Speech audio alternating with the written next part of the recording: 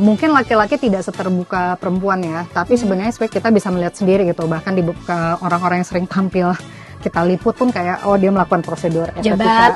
Pejabat, anggota DPR, menteri. Ya, ada versi tapi fisik. Nggak apa-apa lah, itu kan pakai duit sendiri, asal jangan pakai APBN. Ya benar sih, benar, atau jangan pakai. Lingga dan yoni itu juga banyak tuh permintaan untuk direparasi gitu. Nah itu juga atas tekanan pasangan, bahkan atas tekanan ya bisa dibilang rantai komando. Iya. Nah itu yang lucu. Ada komando, Bu.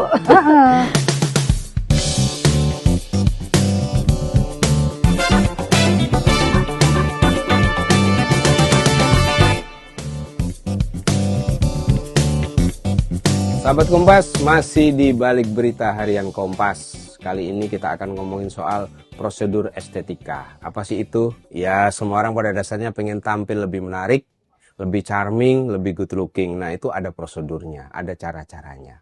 Nah, gimana persisnya ini? Sudah hadir Mbak Dane. Ini wartawan Des Budaya. Berpindah. Berpindah. Ini bos saya dua-duanya. Jadi ini tes ini ya, KPI pertama ya. Saya masih ditemani sama Jung Sari. Kita lihat dari fenomena itu dulu lah. Sebenarnya prosedur estetika ini sudah sejauh mana sekarang ini fenomenanya? Kalau prosedur estetika itu sebenarnya bukan hal yang baru ya Mas. Ya.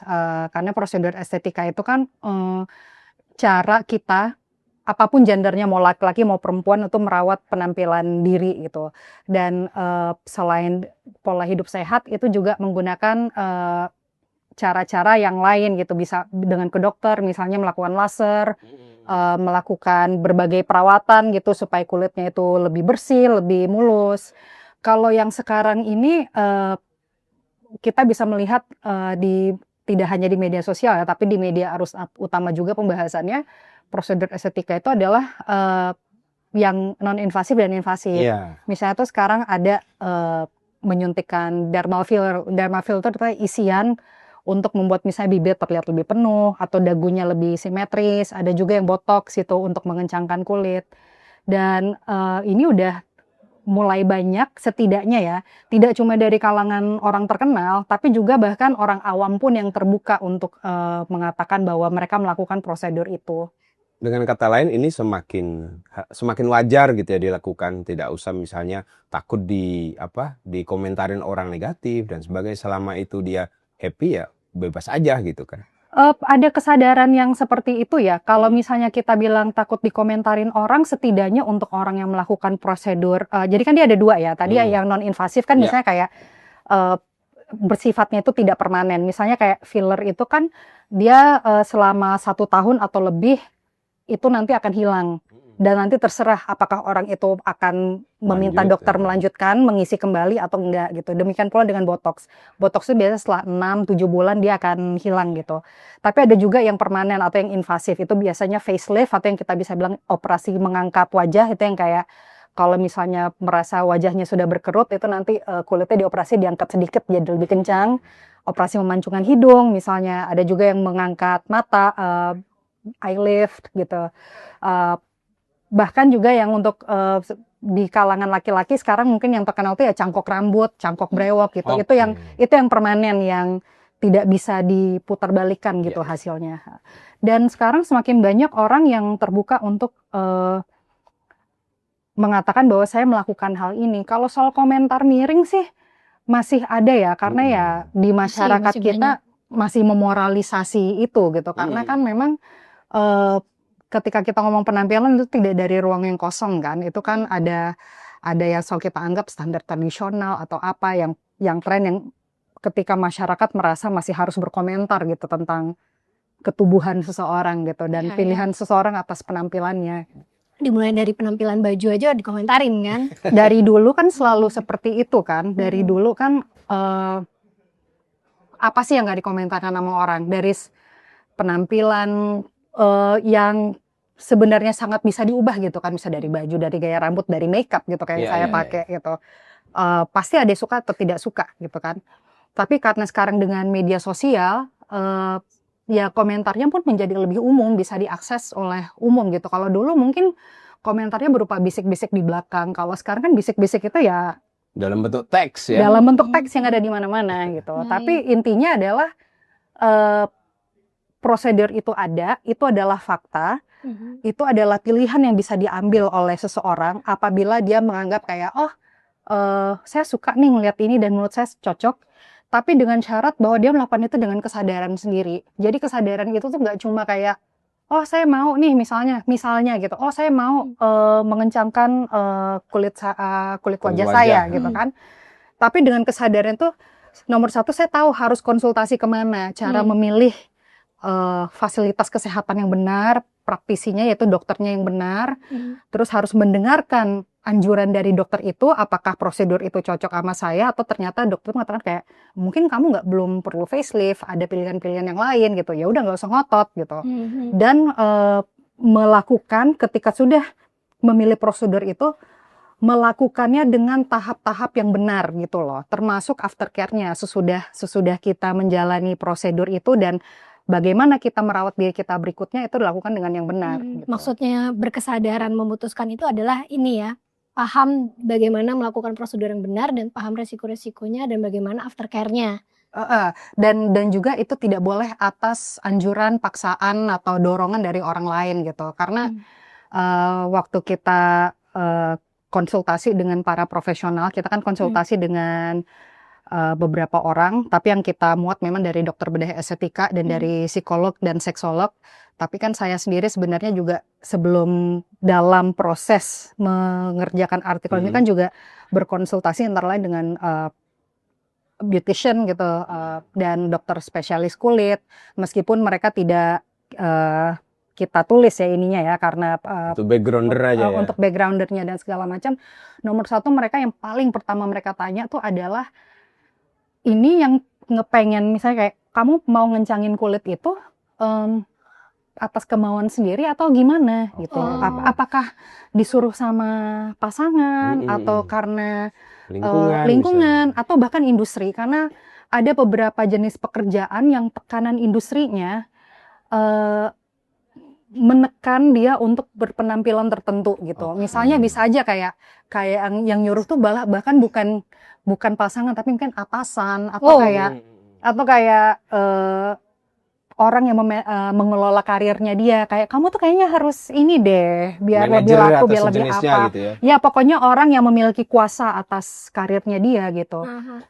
Di situ yang berkesadaran tuh kayak konsultasi itu di situ yang pentingnya gitu, untuk kalau seandainya misalnya ternyata dia tidak pernah memikirkan itu, tidak mau, tapi ini ya dokternya pasti akan menolak gitu. Karena dokter bedah estetika apapun mereka akan kayak nggak bisa, karena akan melakukan tindakan ini meskipun ini non invasif ya, meskipun ini cuma dermal filler atau botox, ini kan kamu gitu yang akan menanggung resikonya kalau ada efek samping segala macam, ya kamu, bukan orang yang nyuruh gitu. Jadi harus siapa gitu yang ini kalau dokternya benar-benar profesional ya berarti. Iya, ini kan kita kan memang dia akan menolak. Membuat artikel ini kan memang dokter, yang namanya dokter kewajibannya adalah memberikan pendidikan penyuluhan itu sebelum si calon pasien itu memutuskan kayak, oh ya saya memang pasangan saya yang pernah nyeletuk bahwa saya mulai kelihatan agak nggak kenceng nih, tapi saya setelah memikirkan dan segala macam, saya ingin melakukan ini untuk diri saya sendiri gitu, untuk kebahagiaan saya. Karena menurut saya ini akan menunjang penampilan saya, ya dokter akan melayani itu gitu. Setelah yakin bahwa memang ini adalah permintaan dari si pasiennya. Keinginan dia sendiri.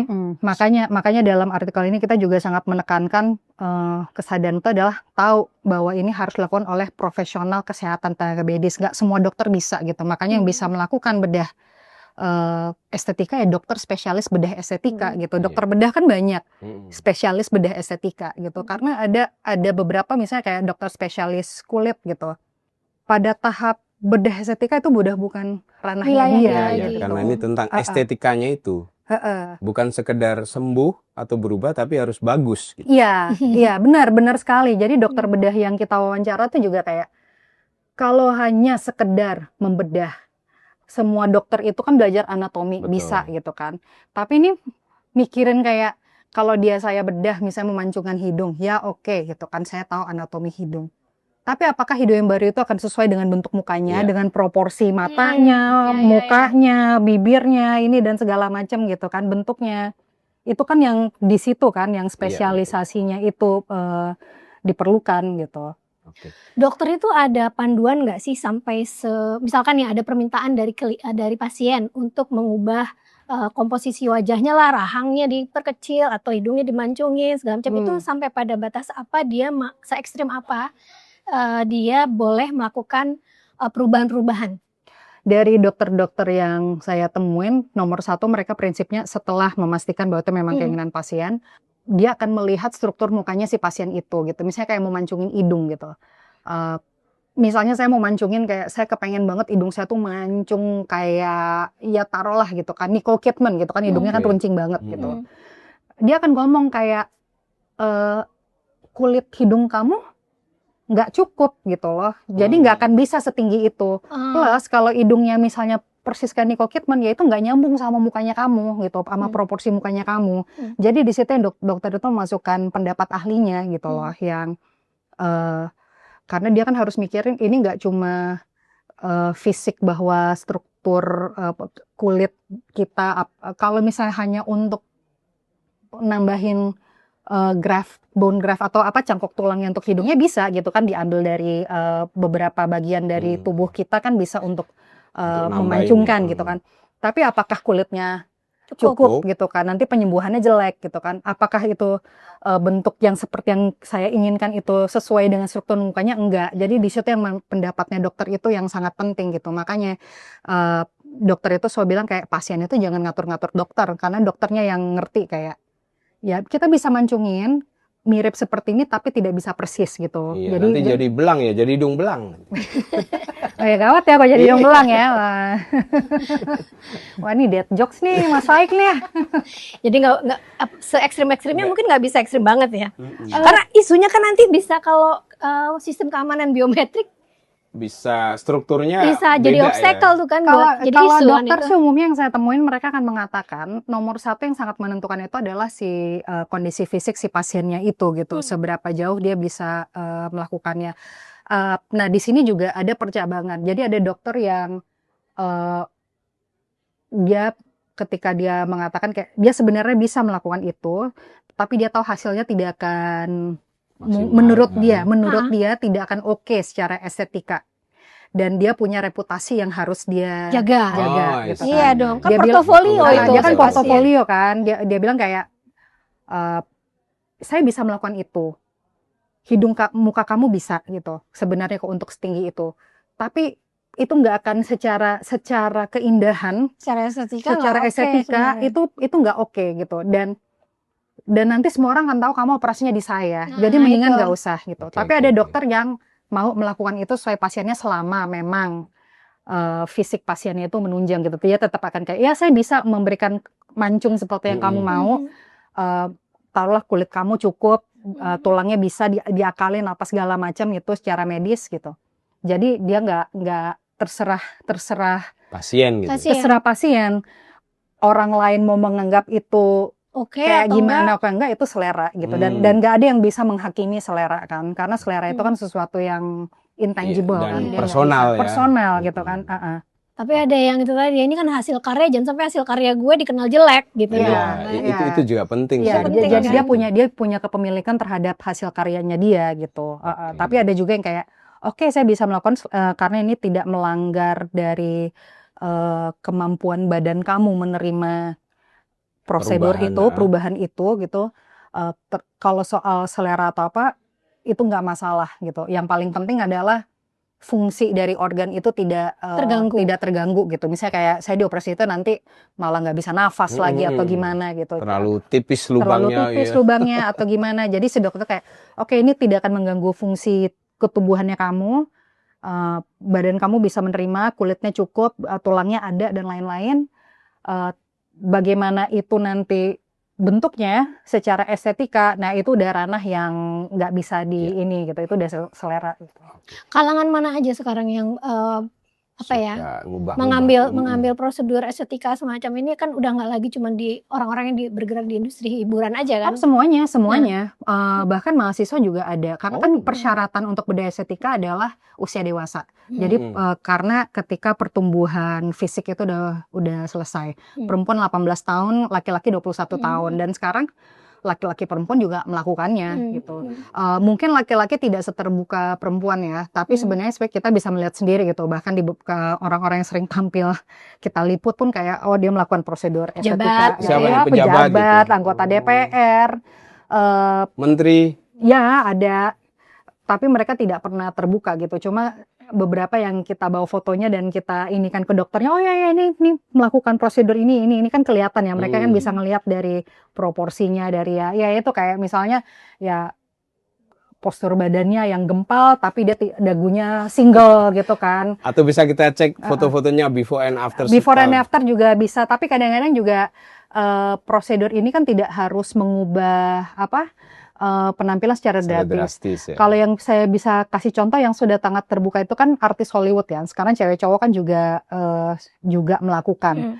Ada prosedur yang memang dia mengubah drastis penampilannya sesuai mungkin dengan yang dia inginkan. Kalau kita sebut namanya, contohnya Megan Fox. Megan Fox itu kan kelihatan jelas ya perubahannya kan ketika rahangnya dibikin jadi lebih kotak, terus bibirnya lebih berisi dan lain-lain. Tapi ada juga misalnya kayak artis yang mempertahankan dari dulu sampai sekarang tuh mukanya tuh nggak berubah. Misalnya tuh kayak kalau perempuan tuh contohnya Angelina Jolie, Halle Berry, Julia Roberts, Sandra Bullock gitu kan, itu kan nggak berubah. Kalau laki-laki tuh jelas Brad Pitt, George Clooney, Bradley Cooper.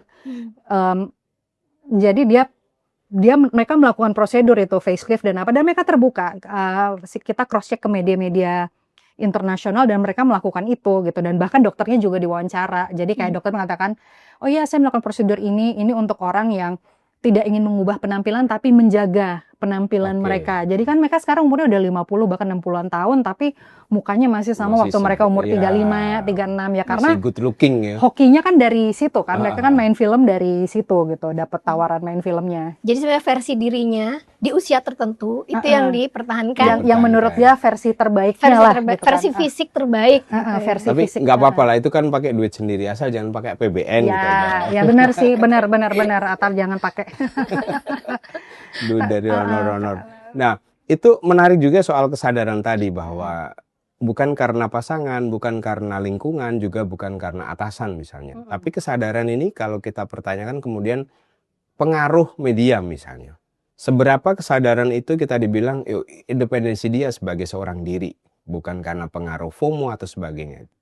Itu bisa kita perdebatkan ya, karena ini menarik. Karena kan dari wawancaranya kita dengan psikolog dan seksolog, kan tidak ada yang lahir kayak ujuk-ujuk ada gitu kan, semua kan selalu ada. Dan memang ketika kita melakukan studi literatur untuk liputan ini, yang namanya tren kecantikan, tren fisik itu kan selalu berubah dari zaman dulu kala. Maksudnya saya belajar sejarah Cina gitu, 5.000 tahun, itu berapa kali tuh tren itu berubah gitu di dalam itu. Bahkan dalam dunia modern pun, mungkin Mas sama Mbak, karena saya melakukan studi kepada media-media perempuan ya, tahun 90-an, ingat nggak sih, saya masih ingat waktu itu saya masih SD kecil sekali tuh di majalah-majalah lifestyle 90-an tuh produk kecantikan tuh mempromosikan kulit kuning langsat. Kuning langsat kan, sawo matang. Tiba-tiba di tahun 2001 itu berubah menjadi kulit putih.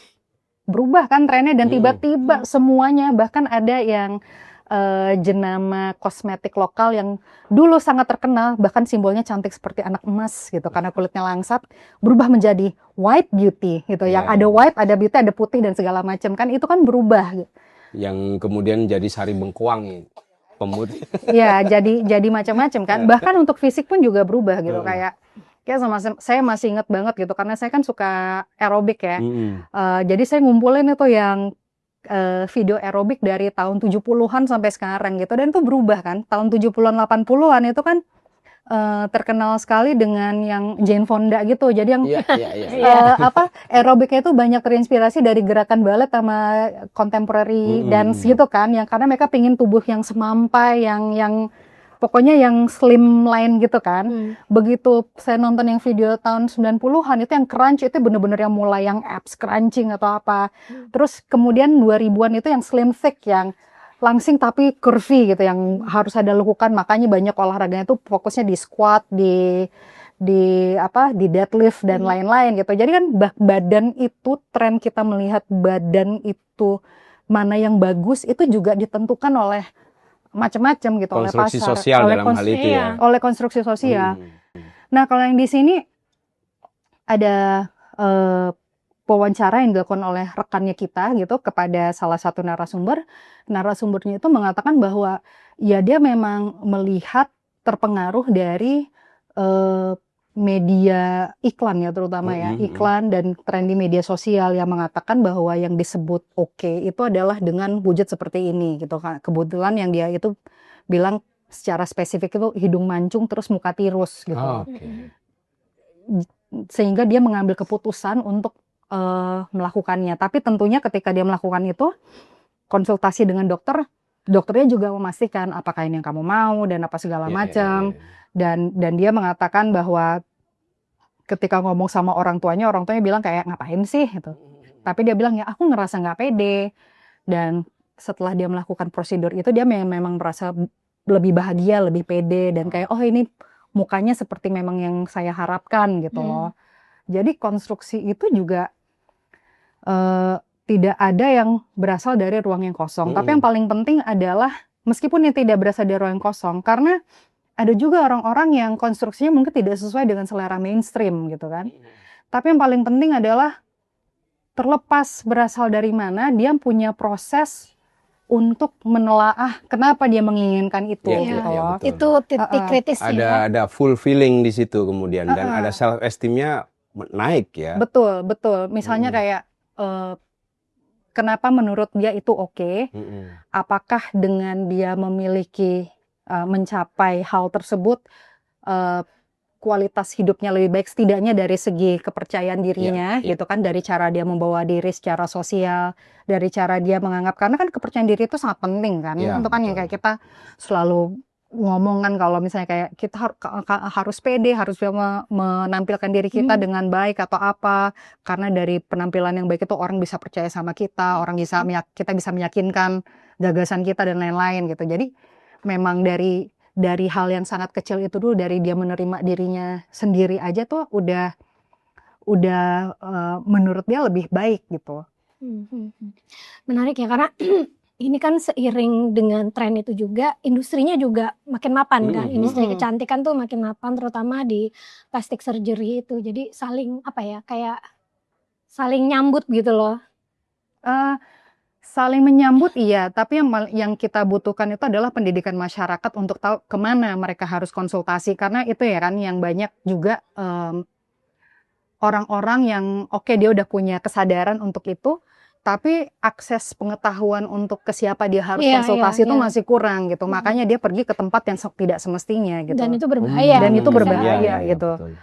Karena selain kayak di dokter estetikanya ini, di klinik-klinik yang kita datengin tuh ada orang yang memang atas dan tapi mereka juga banyak menerima pasien yang udah pergi ke tempat yang lain, ternyata efek sampingnya merusak baru datang ke dokter gitu. Jadi kan. reparasi ya. Jatuhnya ya perbaikan gitu. Dan dokternya tuh nanya kayak Anda dulu kemana gitu. Ternyata kayak dia suntiknya ya bukan dengan ini, ada yang ke salon, ada yang arisan botox, ke dukun, ada yang arisan. Jadi yang arisan yang nggak jelas juga siapa yang ini gitu kan, nyuntiknya salah gitu kan, botox lagi kan itu kan sebenarnya zat untuk melemaskan otot kan, nyuntiknya ke saraf jadi malah komplikasi. Ya mending kalau masih fisik gitu ya, karena botox kan tidak permanen gitu. Tapi kalau ke saraf gitu kan, itu kan juga bahaya gitu. Nggak cuma itu, bahkan yang tren kepercayaan diri itu kan nggak cuma soal muka dan bentuk fisik ya, tapi juga kelamin gitu kan. Saya nggak tahu nih kita bisa nyebut istilah latinnya atau saya sebut istilah Sanskertanya, linggam dan yoni gitu. Jadi lingga dan yoni itu juga banyak tuh permintaan untuk direparasi gitu. Nah itu juga atas tekanan pasangan, bahkan atas tekanan ya bisa dibilang rantai komando. Iya. Nah itu yang lucu. Betul. Ada komando, Bu. Termasuk juga dengan yang juga menarik tuh laki-laki gitu. Nah, Jadi laki-laki itu dari riset dan konsultasi kita ke psikolog dan seksolog itu juga ini Mas Hilmi sebagai laki-laki cisgender gitu kan, itu kan juga pride-nya laki-laki itu ada di lingga gitu. Salah satunya. Bahkan di dalam aparat itu lambang itu betul. Semua adalah lingga gitu kan di seluruh dunia gitu kan yang itu. Jadi karena pride-nya ada di sana, untuk beberapa organisasi jadi ya anggotanya disuruh untuk mengekarkan, ya memantapkan pride itu gitu loh. Organisasi apa ini? Organisasi? Ya kita nggak usah sebut nama ya, tapi dari cross check kita ke pengakuan dokter, seksolog, psikolog ya, oh ya memang betul itu tradisinya gitu. Itu salah satu tradisi, tidak bisa kita bilang tradisi, salah satu yang kasus yang suka kami temukan gitu loh. Jadi disuruh dong, bukan karena keinginan sendiri dong, disuruh ada bos, instruksi ya, komandan. Ada. Atau itu masuk ADART? Itu saya nggak tahu ya. ada, tapi persoalannya adalah kalau itu dilakukan dengan cara yang benar gitu kan. Masalahnya dari beberapa narasumber yang kita konsultasikan itu, adalah mereka udah menemukan ketika itu sudah rusak gitu. Salah treatment ya. Salah treatment. Jadi datang tuh kayak preparasi. Jadi ketika datang, loh kenapa bisa seperti ini gitu. Oh iya ini. Jadi pas dicek apa yang terjadi, prosedur apa yang Anda ambil dan segala macam gitu kan. Nomor satu setelah konsultasi berapa lama baru kayak tidak hanya komando ya, ini kadang-kadang juga peer pressure. Bahkan ya kalau kita bilang sekarang kayak manosphere gitu ya, dan itu kelompok cowok-cowok tuh, itu tuh harus kita aset masa depan pada itu dalami karena di dalam beberapa kelompok pertemanan cowok itu menjadi kayak sesuatu yang kita lakukan bareng-bareng gitu loh. Jadi somehow gitu. Kalau dulu kan kolokalisasi kan. Jadi ini untuk sebelum kolokalisasi harus ada senjatanya di arsenalnya di ini ya. Oh sorry, ntar fans sepak bola ini ya. Ya ininya ya. Alutsistanya diiniin dulu gitu kan. Tapi mereka melakukannya tuh dengan cara yang salah gitu. Jadi mereka konsultasi bukan kepada pakarnya, bukan kepada dokter bedah estetika spesialis genitalia. Oh ya, untuk genitalia itu di Indonesia baru ada 6 orang. Wow. Jadi itu langka ya. Karena langka pasti harganya juga lumayan ya. Jadi mereka tuh banyak berkonsultasi kepada orang yang bukan pakar gitu. Bukan profesional malahan gitu. Jadi akhirnya ya kasihan gitu. Ketika datang berkonsultasi kepada dokter apapun itu, apakah itu dokter bedah, dokter spesialis androgen gitu kan, dokter SPKK, itu dokternya udah kayak, loh ini gimana ceritanya gitu. Jadi sebenarnya ini juga harus meningkatkan kesadaran bahwa ya nggak apa-apa kalau misalnya ingin kalau dalam istilahnya kita apa sih, meremajakan alutsista ya. Yang jadi korban adalah tubuhnya sendiri kan. Betul. Tapi menjadi korban atau tidak itu kan sebenarnya adalah kita harus mengambil kuasa atas tubuh kita sendiri. Itu harus mengambil putusan kayak ya maunya gimana gitu kan, kayak penampilannya mau seperti apa gitu. Yaitu bagaimana kamu mau mengekspresikan diri kamu gitu. Itu kan sesuatu yang harus kita misalkan kalau saya puas dengan saya baik-baik saja, silakan, bagus dong gitu. Atau kayak kita respect sampai di situ. Atau ada menurut saya yang bisa diperbaiki dan saya ingin memperbaikinya. Oke gitu. Tapi ini loh cara-cara ini jalurnya gitu. Ini benar. biar nanti tidak mengakibatkan komplikasi di masa depan gitu. Saya melakukannya di luar negeri gitu kan. Saya mau melakukan prosedur estetika di luar negeri, silakan. Tapi ada resikonya. Itu tidak dianjurkan ya untuk ke luar negeri itu sebenarnya. Ya karena aftercare-nya panjang. Seru ini ya, obrolannya seru banget. Tapi intinya itu, Anda boleh memilih lebih baik merawat atau mengubah. Kalau ataupun mengubah, jangan lupa untuk tanya diri sendiri, bertanya para ahli, baru kemudian pilih cara eksekusinya. Sampai ketemu lagi di Balik Berita edisi berikutnya. Baca juga beritanya di Urbana Harian Kompas. Dah.